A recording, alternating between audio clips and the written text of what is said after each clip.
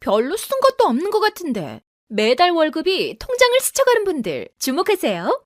네이버 넘버원 재테크 카페 2021 월급쟁이 부자들 가계부 출간.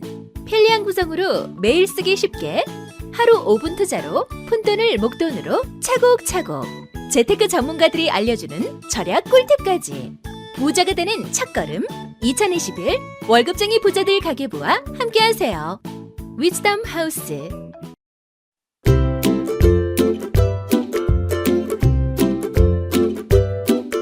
바쁘고 고단한 월급쟁이들의 행복한 투자.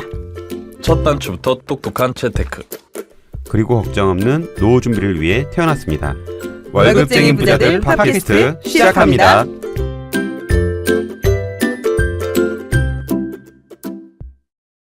지금 신용대출 또 1억을 받고 1년 내 그 규제 지역에서 집을 사면 대출을 회수한다는 또 기사를 봤거든요.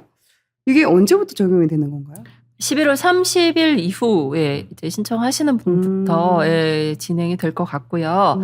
그런데 이제 저희 같은 경우에는 주택담보대출에도 약정서가 따라 붙잖아요. 뭐라고 따라 붙냐면 생활안정자금을 받으면 집을 안 산다라고 각서를 쓰게 돼 있어요. 맞아요. 네, 그런데 신용대출 같은 경우에 지금 각서를 만들고 있는 중일 거예요. 약정서를. 그래서 11월 30일 이후 신청하시는 분부터는 이제 그 약정서가 대출 서류에 포함이 되겠죠. 그러니까 지금 아직 안 받으셨거나 받을 예정이신 분들은 그 전에 받으시는 게 나으실 것 같아요.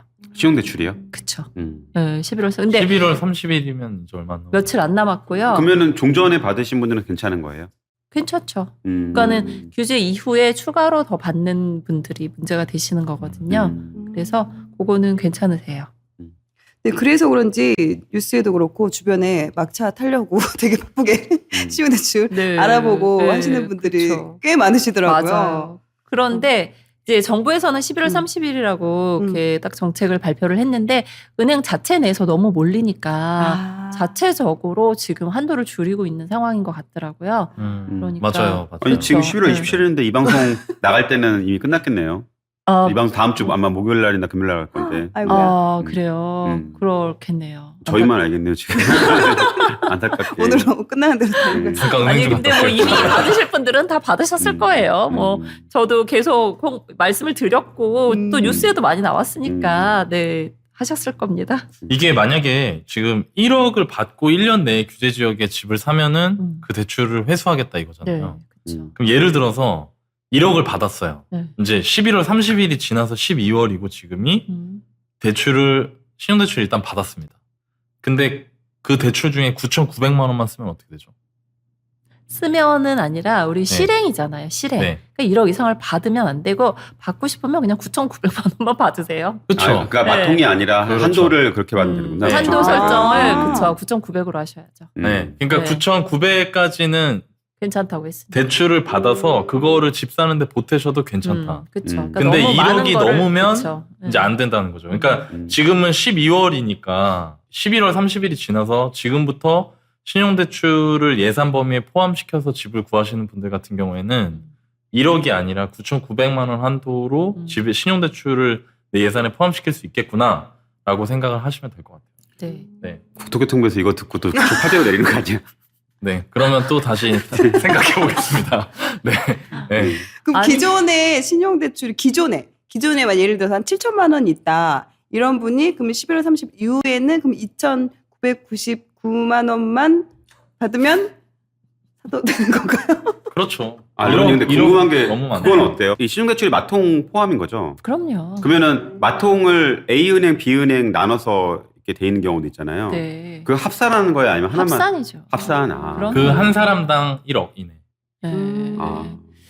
그런데 그게 이제 차주 기준이다 보니 그 남편이 신용대출을 받고 부인이 집을 사는 건 상관이 없어요. 근데 우리가 요즘 문제는 뭐냐면 대부분 다 공동 명의를 하시거든요. 맞아요. 그러니까 어렵다는 거지. 아니면 야. 그냥 나중에 받으시면 안 되나요? 집 사고 아하. 집을 먼저 사고 그 뭐 세금 미리 이런 어디 걸로 쓸 급전이라도 수도 이렇게. 네. 세금 이런 걸로 쓸 수도 있잖아요. 우리가 취득세도 그렇죠. 좀 비싼데 네. 좀 큰 집 사시는 분들은 뭐 세금까지 포함해서 다 작은 계획을 세우시잖아요. 네, 그러니까 신용대출 받은 걸로는 그냥 세금이나 인테리어 하시는데 쓰면 안 되나 라는 아. 생각을 좀 해봤어요. 집을 먼저 사고 네, 신용대출 오히려 그쵸. 나중에 나중에 이렇게 받으시면. 1억 이상 받을 거면 그게 낫지 않을까. 근데 또 뭐 규정이 또 어떻게 나올지 몰라서. 그렇죠. 네, 뭐 약정서에 또 뭐 플러스 마이너스 3개월은 안 된다 뭐 이렇게 나올지. 그렇죠. 저희가 지금 약정서가 안 만들어져서. 네, 그렇죠. 아직 안 네, 만들어졌기 뭐라고. 때문에. 네. 우리가 또 말해서 추가될 수도 있어요. 아, 그러니까. 잘 안 들으실 거예요. 네. 네.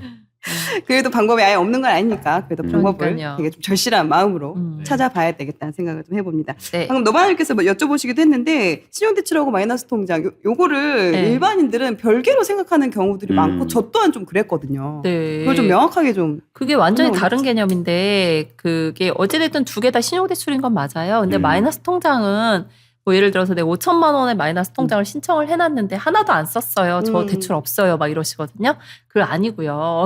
그게 마통은 설정을 하는 순간 돈을 찾든 안 찾든 그냥 내 대출로 보여요. 한도만큼 그렇죠. 한도만큼 네, 한도 약정이라고 하잖아요. 그래서 딱 보여요. 이렇게 그분 금융거래 확인서 띄면 딱 보이거든요. 그래서 그분이 이제 가끔 저한테 상담할 때 이것도 되게 도움이 되는데 꼭 그렇게 말씀하시거든요. 저 대출 없어요. 그러면서 나중에 보면 마통 있으시잖아요. 안 썼어요? 막 이러시고. 귀여우시다. 안 썼는데요? 네. 그래서 완전히 진짜 깜짝 놀랄 일이지요. 그러시면 안 되고요. 그래서 마통도 신용 한도에 그 대출 한도에 포함이 되십니다. 그리고 신용 대출은 그냥 내가 통장에 꽂히는 거예요, 돈이. 그렇죠. 네, 그렇기 때문에 그거는 내가 쓰든 안 쓰든 그 통장에 돈이 들어왔기 때문에 이자를 내시는 상품인 거고요. 마이너스 통장은 마통이잖아요. 저 돈이 그대로 있으면 이자는 안 내요. 대출로는 그쵸. 보이지만 그래서 그 두 개가 이제 좀 다른 게 내가 당장 쓸 돈이 아니다 그러시면 마통으로 해놓는 게 낫고요. 왜냐하면 마이너스 통장의 금리가 조금 더 비싸요. 신용대출보다.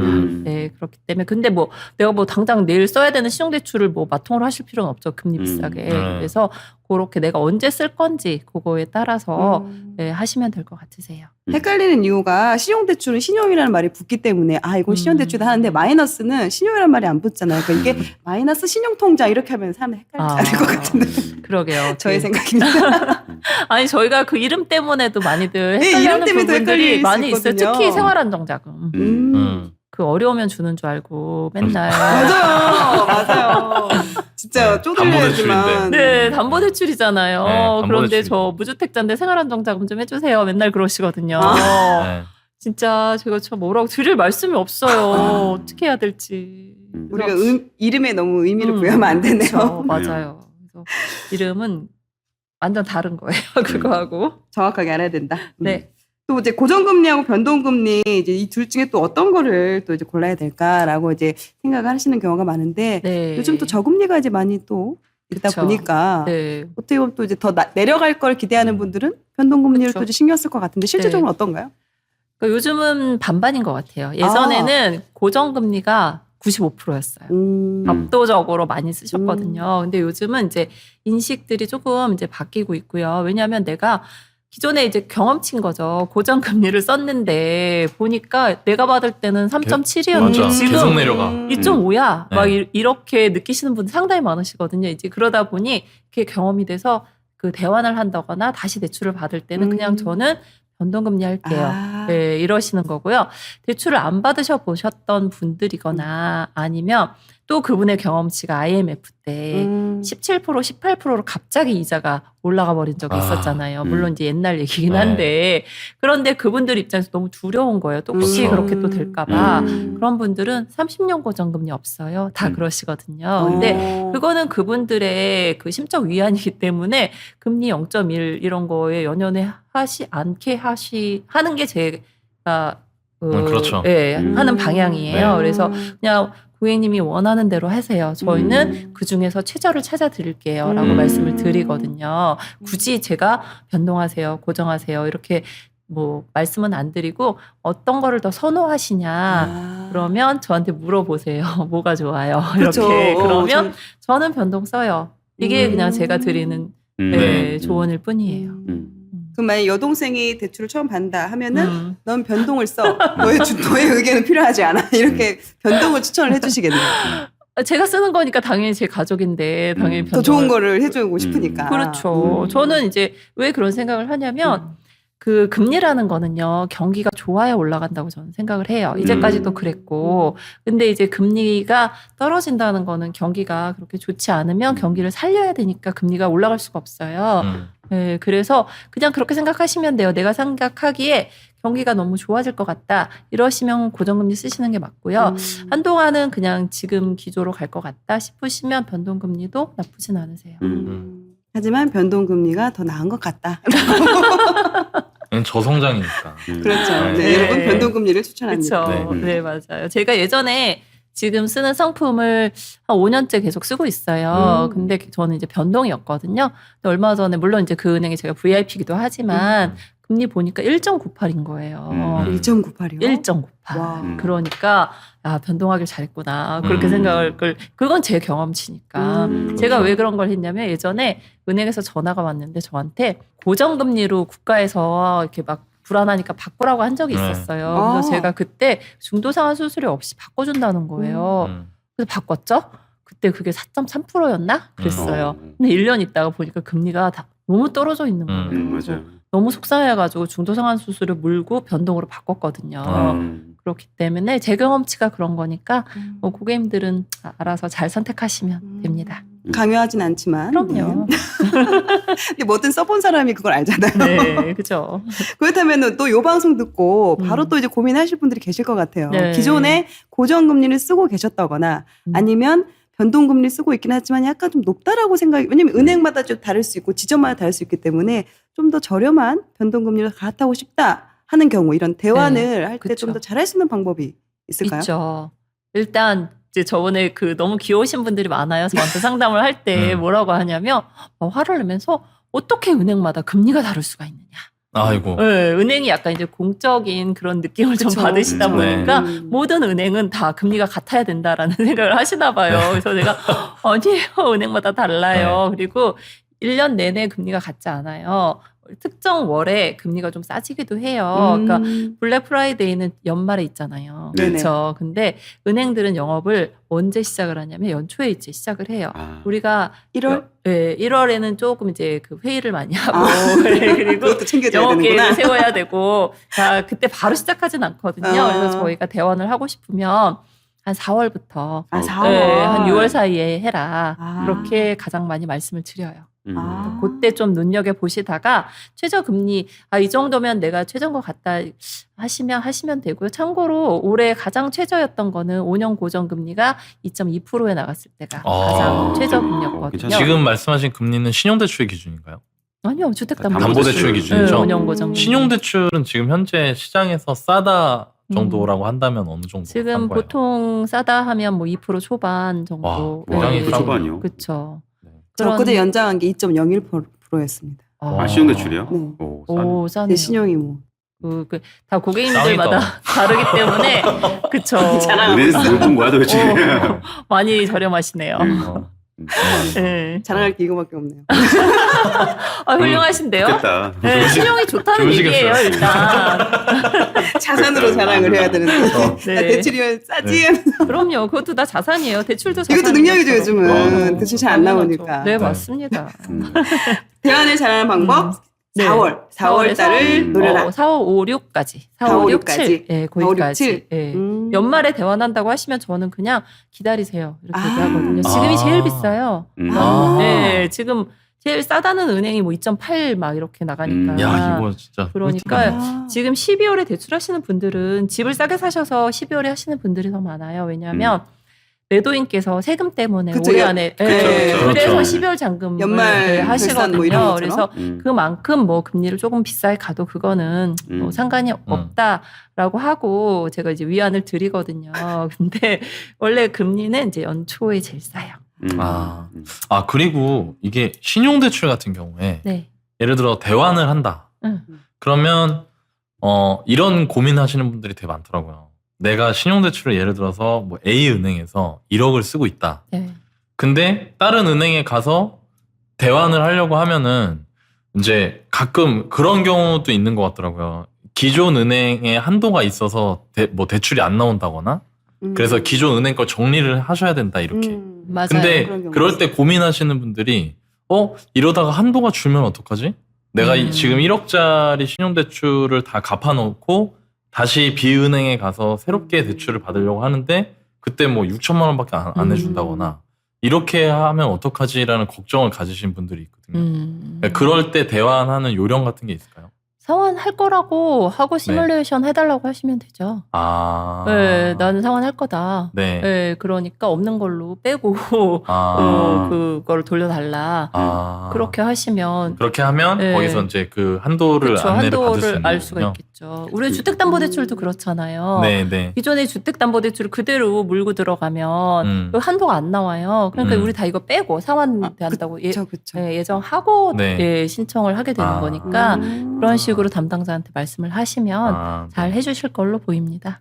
저 같은 경우는 좋네요. 신용대출을 예를 들어서 6천을 썼었어요. 네. 그러다가 이걸 좀 갚아볼까 하고 2천만 원을 갚았어요. 아이고. 그리고 그러니까. 그럼 다시 안 나올 그리고 다시 이제 1, 2개월 지나서 저 이거 2천만 원 갚은 거 다시 한도 주세요 했더니 안 된다는 거예요. 거기서 그러는 거 아니야? 이게 마통인 줄 알았어요? 저는 당연히 될 줄 알았거든요. 당연히 될 줄 알았어요. 네. 근데 내가 그 신용 상태가 뭐 달라진 것도 없고 연봉이나 이런 게 전혀 달라진 게 없고 높아졌는데도 불구하고 한도를 그 전에 줬던 거를 안 주더라고요. 이게 먼저 갚는 게 아니구나. 요즘은 대출을 이렇게 막 함부로 갚으면 안 된다라는 그런 인식들을 대출을 갖고 대출을 있어요. 함부로 갚지 마라. 네, 아니 제 친구도 제가 뭐 돈이 있대요. 대출도 엄청 많아요. 그래서 그거를 갚어 그랬더니 싫대. 왜? 그랬더니 그거 갚으면 자기 이제 대출 못 받는다는 거예요. 그래서 안 갚고 유지하고 있다고 하더라고요.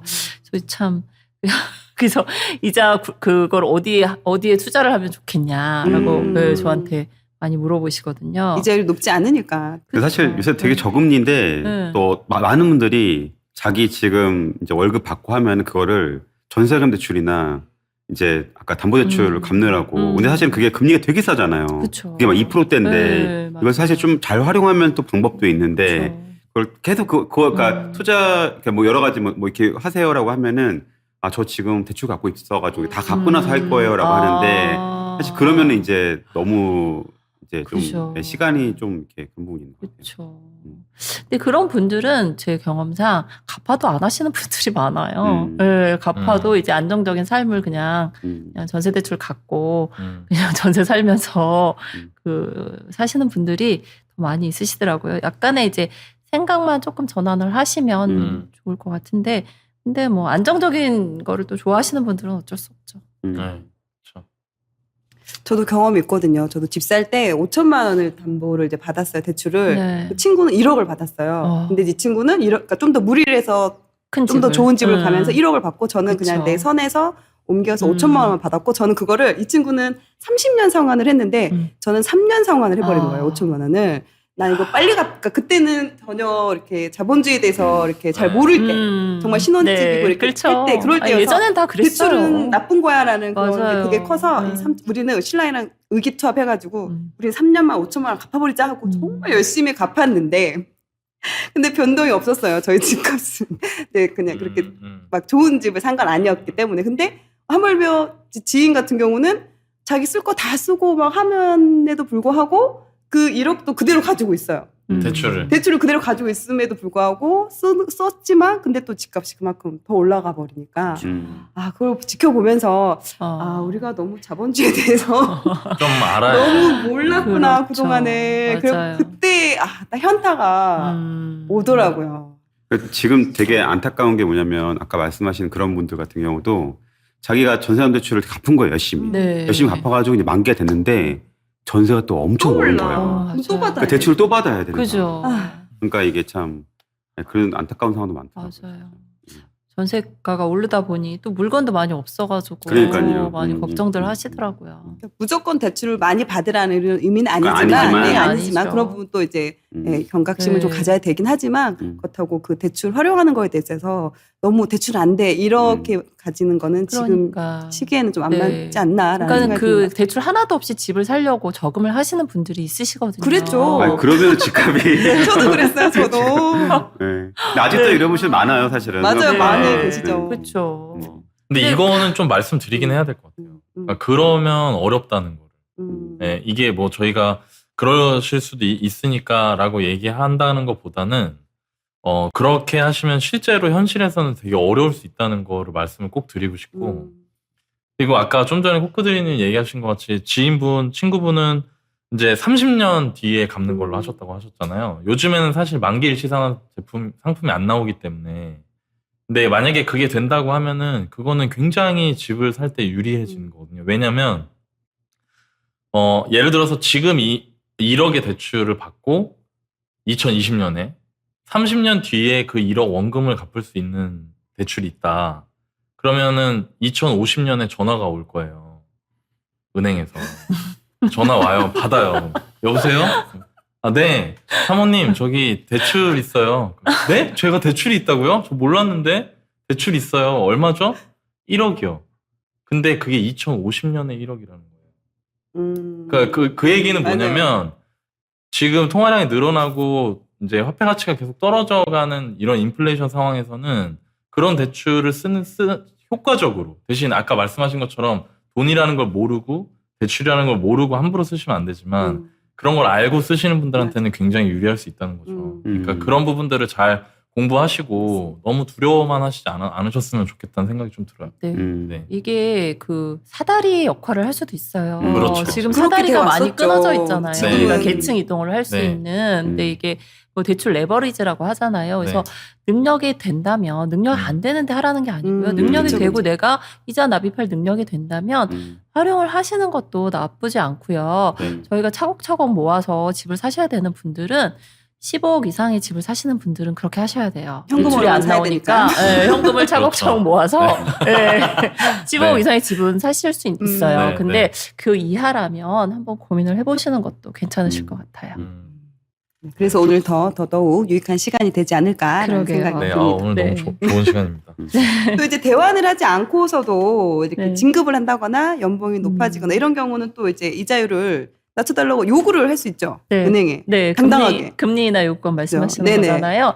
예, 그거는 이제 신용대출에만 해당이 되고요. 아하. 네. 주택담보대출은 그 뭐 집값이 올랐다고 해서 뭐 금리를 깎아주세요 이게 안 돼요. 예, 그렇기 때문에 우리는 금리 인하 요구권은 원래 뭐 다 그냥 넣을 수는 있어요. 저 한번 해주세요 하고 그냥 시험 삼아서 은행에 넣으면 검토는 해드려요. 그런데 거기서 금리를 깎아줄 수 있는 여력이 나오는 거는 신용대출이에요. 그래서 주담대 가지신 분들은 그냥 별 의미 없다고 저는 이제 생각이 들고요.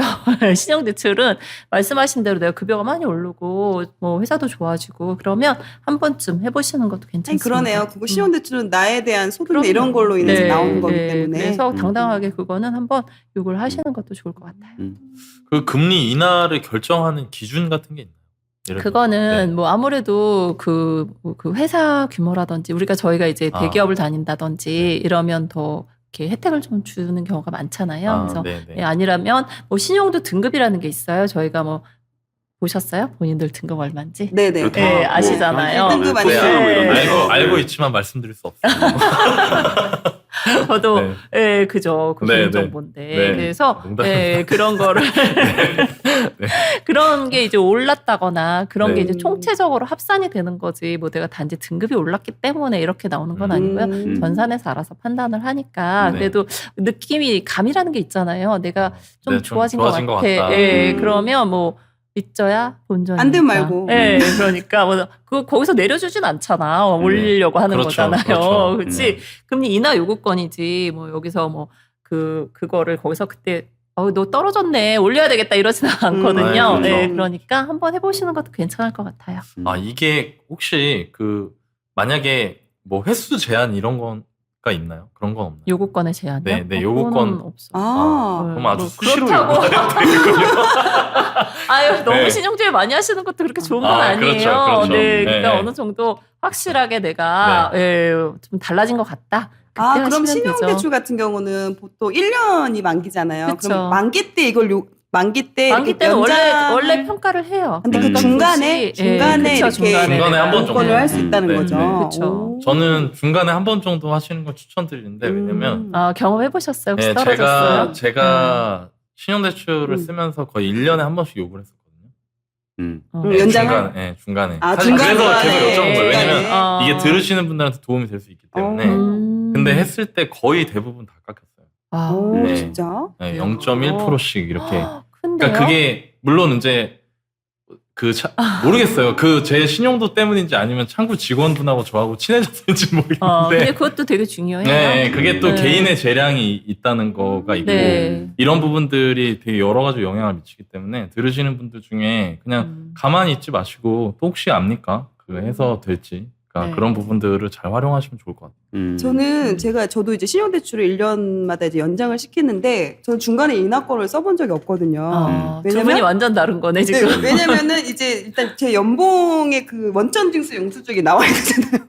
그걸 보고 내가 확인을 해야 돼. 연봉이 올랐는지 안 올랐는지 나부터가 아니 확인해야 우리 되니까. 갑근세라는 것도 있잖아요. 네. 매달 나오는 거. 네. 그걸로 하셔도 되죠. 그러니까 일단 네. 너무 그러니까 지레짐작 포기하지 마시고 물어보세요. 절차 필요한 서류나 이런 걸 물어보시고 이제 작년 원천보다 올해 갑근세로 환산을 했더니 더 높아요. 그렇죠. 그럴 수도 있거든요. 음. 네, 그러니까 여러분 저희 인하를 쟁취합시다.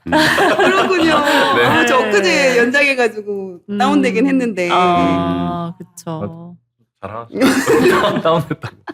네. 아, 뭐 아까 뭐 금리 엄청 좋으시던데. 네. 네, 그만 깎아도 되겠네. 알겠습니다. 1%대로. 네. 알겠습니다.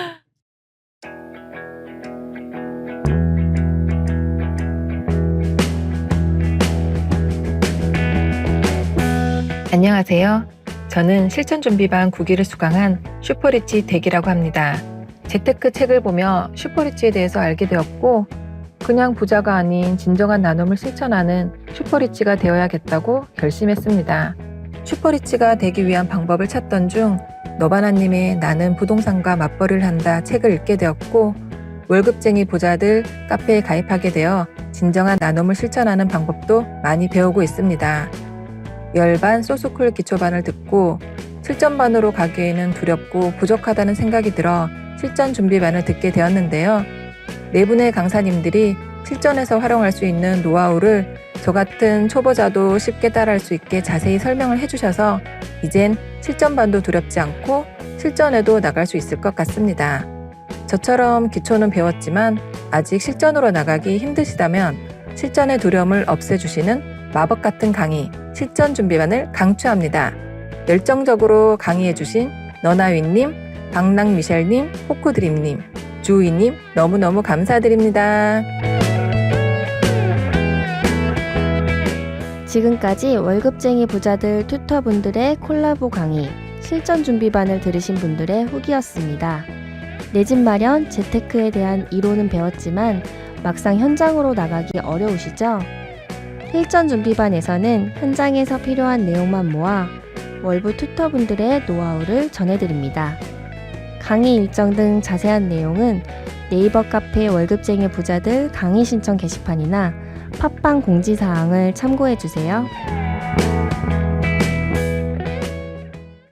근데 얼마 전에 이제 기준금리는 또 떨어졌는데 주택담보대출 금리는 오히려 이렇게 올랐다는 올라가죠. 그런 기사를 봤어요. 이거는 맞아요. 왜 그런 거죠? 왜 그러냐면 이제 은행의 금리라는 거는 그러니까 기준 금리만으로 금리가 정해진다면 말씀하신 대로 아까 그분 화내신 분처럼 모든 은행의 금리가 같아야겠죠. 근데 은행들은 자율적으로 그 가상금리라는 게 있어요. 은행에서 이제 가상금리를 붙인단 말이에요. 거기다가 우대금리를 또 빼준단 말이에요. 근데 은행들이 연말이 되면 너무 많이 대출이 나가는 것도 원하지 않아요. 그 규모를 맞춰야 되기 때문에 그래서 이제 그만했으면 좋겠어요. 그만 왔으면 좋겠어. 그러면 어떻게 하냐면 금리를 올려야 되잖아요. 근데 올리는 방법이 뭐가 있냐면 우대금리를 빼는 거예요. 예전에는 뭐 카드 이런 거 막 하시면 0.9를 깎아드려요. 이래서 막 2.2%대 나갔는데 지금 0.9를 다 빼버려. 그러면 그 0.9가 자연스럽게 올라가겠죠. 네, 그런 식으로 금리 조절을 하거든요. 물어보지도 않고요? 우리한테 안 물어보고 그냥 빼버려. 그걸 새로 들어오시는 분인데 새로 그거를 왜 분들. 물어봅니까? 죄송해요. 기존에 하셨던 분들이야 그 금리 계속 받으시면 되는데 네. 처음으로 뺀 줄 알고. 진입하시는 분들은 예전 금리가 얼마인지도 몰라요. 네, 그래서 죄송해요. 제거 빼는 줄 알고. 아 지금 여기 왜 이렇게 여기 보이게 은행 아니야. 방송에. 은행 아니에요 지금. 이거 방송이야. 그러게요. 지금 네, 은행 네, 직원과 지금 이제 고객님의 보여주세요. 마인드로. 죄송해요. 너무 제 거는요. 제 거는 제가 네. 너무 몰입을 했습니다. 네. 죄송합니다. 괜찮아요. 좋아요, 좋아요. 네, 아주 좋습니다. 네. 얼마나, 예. 그 들으시는 분들도 막 몰입하고 계실 어, 거예요. 지금 너무 재밌을 것 같아요. 네, 그렇게- 신규로 이제 들어오신 분들 같은 그렇죠. 경우 그런 분들은 그냥 지금 은행 금리가 뭐 우대 금리가 0.2밖에 안 줘요. 그래서 뭐 그만큼 금리가 올라갑니다라고 얘기하면 뭐 고객님들 입장에서는 뭐 전 은행 비교해도 여기가 제일 싸면 그거라도 그쵸, 받고 그쵸. 나가시는 거예요. 그래서 이제 금리가 조금씩 다 다르다라고 하시면 됩니다. 그 이제 보통 직장인들 같은 경우는 아무래도 소득이 일정하다 보니까 대출이 잘 나오는데 네. 이제 전업주부 분들이거나 이렇게 프리랜서 분들 같은 경우는 네. 아무래도 좀 대출이 이렇게 직장인들만큼은 잘 안 나오잖아요. 이런 분들 좀 대출을 좀 더 받을 수 있는 담보 대출이요? 아니면 담보대출이든 신용대출이든 무슨 대출? 신용대출 같은 경우는 일단 직장인들이 받는 게 신용대출이에요. 그러니까는 주부나 소득이 없는 분들은 신용대출을 받을 수 없어요. 아예 안 이게 돼요? 그게 안 돼요. 예. 그분의 이제 그 소득을 보고 그분의 신용을 보고 나가는 건데 소득이 없는데 안 해줘요. 가끔 저한테 저 신용카드 많이 쓰는데 안 해주나요? 막 그런 경우 있지 이러시거든요. 않나요? 전혀 상관없고요. 그 카드론밖에 안 돼요. 그런 경우는. 아, 네, 카드론. 그러니까 그래서 근데 저희가 카드론은 받지 말라고 말씀드리잖아. 이자도 비싸고 이자도 신용도가 떨어져요. 맞아요. 그래서 맞아요. 그건 안 하시는 게 좋고요. 여기서 아셔야 되는 거는 신용대출은 소득이 있는 분만 가능하다. 그래서 프리랜서는 어때요? 프리랜서 같은 경우는 이제 그분들은 원천징수 영수증이 나오기는 해요. 그런데 우리 근로자들하고 조금 틀리게 사업자용 원천징수 영수증이 나와요. 그게 그렇다고 그분들이 또 사업자도 아니에요. 그런 분들은 60%밖에 인정을 안 해줘요. 그 소득에. 소득에. 예. 그래서 그분들은 사실 뭐 보험 영업이라든지 뭐 그런 분들 사실 소득이 되게 많이 잡히시거든요. 네. 그런데 그거에 60% 정도만 인정을 해주는 그런 거니까 뭐 그렇게 하시고요. 사업자분들 같은 경우는 진짜 소득이 안 잡혀요. 왜냐하면 경비를 많이 처리를 하시잖아요. 경비 나가는 게 많으니까. 네. 그리고 사업자분들은 신용대출이 거의 그러니까 안 나온다고 보시면 돼요. 거의 안 나와요. 근데 이제 나오는 경우는 보증기금, 신용보증기금에서 보증서 끊고 그 코로나 이후에 많이 대출들을 받으셨어요. 네네. 그래서 그게 거의 맥시멈이다라고 생각하시면 될 것 같고요. 우리가 신용대출이라고 하는 거는 이제 소득자들, 근로소득자들이 받는 대출이다라고 생각하시면 되고요. 주택담보대출에서는 뭐 한도를 좀 많이 받고 싶다 그런 경우는 은행마다 한도가 다른 경우가 좀 있어요. 예를 들면 1층인데 일반가를 봐주는 은행이 있거든요. 1층은 무조건 기준도 다 하한가 달라요? 네, 아는데 그래서 당연히 왜 또 똑같은 그 줄 화를 내시더라고 또 왜 은행이 한도가 다르냐 막 이러시는데 좋네요. 네. 한도 많은 대로 가면. 그렇죠. 근데 보통 사람들이 이게 어디가 한도가 많은지를 잘 모른단 말이에요. 그게 그래서 참 그렇죠. 어렵죠. 네, 가장 한도 좋은 데를 찾기가 쉽지 않아요. 음. 그래서 그런 경우 1층 들어오면 저희가 이제 일반가인 은행으로 먼저 제안을 하죠. 많이 원하시면 그렇게 해드리고요. 그리고 간혹 올해도 이제 좀 하다 말긴 했는데 그 보험사에서 상위 평균가를 봐주는 경우가 있어요. 3층 이상부터 뭐 이런 네. 식으로 오. 소득 좋고 등급 좋으면 상위 평균가를 평균이 봐주겠다. 아닌 그렇죠. 일반 평균가보다 상위 평균가가 훨씬 더 많이 그렇죠, 나오니까. 그렇죠. 그렇죠. 진짜 네. 차이 많죠. 그렇죠. 네. 그래서 그런 경우에는 또 그걸로 해주는 경우가 있고요. 그래서 그리고 또 월세 낀집 같은 경우에 대출을 받을 때 월세만 빼느냐, 방을 다 빼느냐, 뭐 이런 식으로에 따라서 은행 대출 한도가 달라져요. 그래서 내가 어느 은행에 가서 대출을 받는 게 제일 좋은지도 고민을 해보셔야지 될 것 같아요. 아까 그 말씀하신 것 중에 이렇게 소득 없는 분들이 자기가 소득이 없기 때문에 그래서 신용카드를 쓰는 경우도 네. 있잖아요. 네. 그래서 이제 그 신용카드 쓰는 게 아까 신용대출에는 큰 영향이 없지만 주담보에는 영향이 나중에 있죠. 어. 네, 좋죠. 많이 쓰시면 좋습니다. 아 그래요? 네. 그거는 뭐 이렇게 얼마까지 쓰면 얼마까지 인정해 준 게 있나요? 네, 있어요. 그러니까는 그 주부님들 같은 게 이제 소득이 네. 없잖아요. 그래도 네. 이제 본인이 그 대출을 받고 집을 사고 싶어 하시는 분들이 많아요. 그런 그쵸, 분들 그쵸. 같은 경우에는 카드로 소득을 대체할 수 있어요. 신용카드나 체크카드로. 근데 그러면 얼마까지 써야 되냐면 그렇게 근로소득이 아닌 거는 그 환산소득으로 하실 때는 최대가 5천만 원이에요. 내가 아무리 카드를 많이 써도 5천을 넘을 수는 없거든요. 그래서 그럼 5천만 원을 만들려면 얼마를 써야 되느냐? 아니, 그렇게 많진 않고요. 5천을 써야지. 행복하다. 행복해. 이게 무슨 그거라도 경제적으로 나가려 그거라도 어떻게 그러다가 카드를 아니 그냥 생각만으로. 그 내가 돈이 생각에. 많아서. 아. 돈이 많아서. 그쵸. 카드를 2,700만 원, 2,750만 원 정도 쓰시면 연봉 5천만 원으로 인정을 해드려요. 2,700만 원 정도를 350만 원. 네, 쓰면은 쓰시면 이제 대략 그 정도. 올해 내년에는 이제 그 환산율이 어떻게 나올지 몰라서 이건 또 해년마다 달라져요. 그게 달라지더라고요. 매년. 그래서 한 그 정도 쓰시면 될 것 같아요. 근데 주부님들께서는 세액공제인가 뭐 연말정산 한다고 다 남편 카드를 쓰시는 분들이 맞아요. 많더라고요. 맞아요. 그래서 본인 카드 얼마 안 써요? 막 이러시고 저 없어요? 막 이러시는데 그러면 힘들어요. 대출 받기 힘드니까 이제 남편분들이 DTI가 다 차신 분들이 있어요. 뭐 그분이 뭐 상가를 다 대출했다거나 뭐 이러면 더 심각하고 그럴 경우에 부인분이 하셔야 되는데 그럴 때 카드를 좀 부인 이름으로 쓰세요. 그게 좋으세요. 일단 신용대출은 소득이 없으면 힘들지만 주담대 같은 경우는 카드 쓰는 걸로 인해서 소득으로 네. 환산해주는 부분이 있다. 네. 라고 정리를 할 수 있겠네요. 네.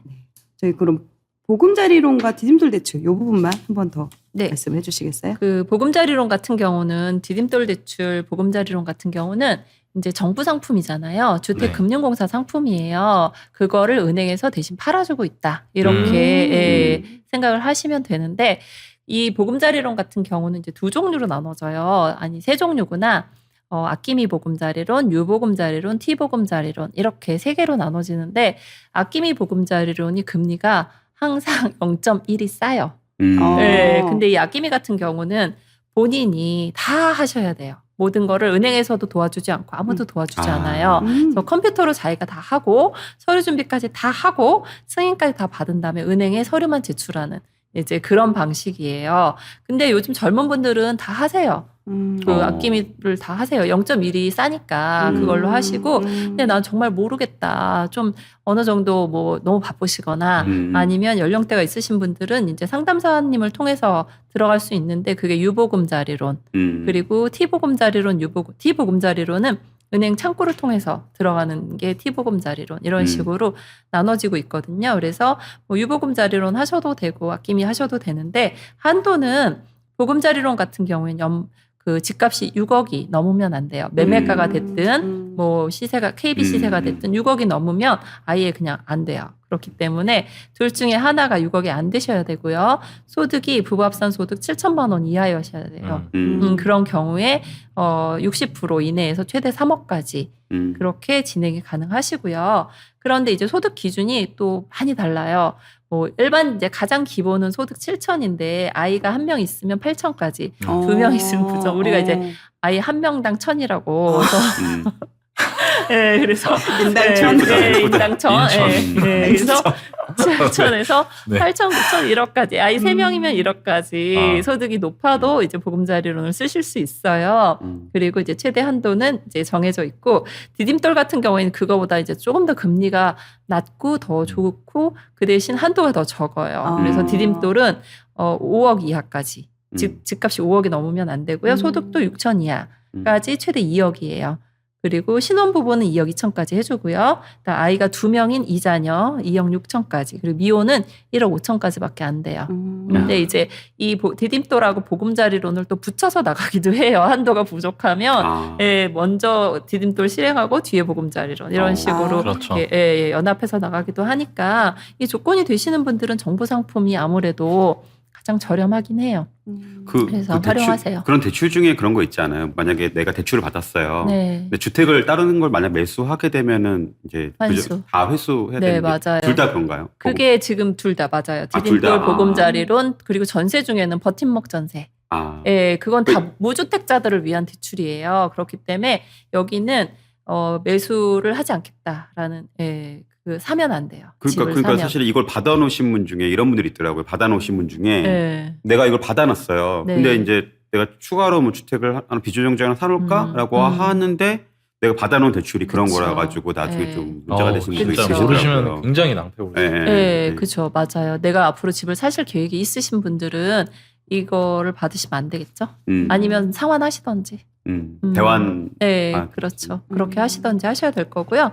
저희가 그 매수금지 약정서는 저희 생활안정자금이라고 하는 자담권에서만 쓰게 되어 있어요.